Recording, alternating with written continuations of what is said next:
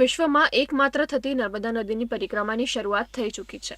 હજારો પરિક્રમાવાસીઓ ભરૂચ જિલ્લામાં પરિક્રમા અર્થે ઉમટી રહ્યા છે, જેમના માટે નર્મદા કિનારે આવેલા મંદિરો, આશ્રમ અને ગામમાં સદાવ્રત ધમધમતા કરાયા છે.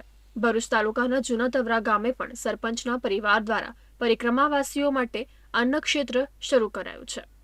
સાથે તેમના રહેવાની વ્યવસ્થા પણ કાર્યરત કરવામાં આવી છે. રાત્રિ રોકાણ, ગરમ પાણી અને 24 કલાક ચા નાસ્તાની સેવાનો લાભ પરિક્રમાવાસીઓ લઈ રહ્યા છે. ચતુર્માસ પછી જે શરૂ થાય છે એ પરિક્રમાવાસીઓ માટે અહીંયા ચા પાણી નાસ્તો જમવાની, આરામ કરવાની, રાત્રિય ભોજન આરામ કરવાની સુવિધાઓ મેં ઉપલબ્ધ કરેલી છે.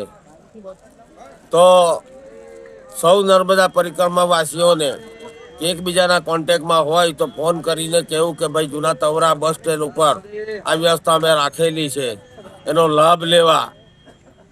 અને સાધુ સંતો ને વારંવાર પરિક્રમા કરવા માટે જે પ્રેરિત થાય છે, તો આ અમે જે સુવિધા ઉપલબ્ધ કરેલ છે એનો લાભ લેવા નમ્ર વિનંતી છે. હર હર નર્મદે માત કી જય.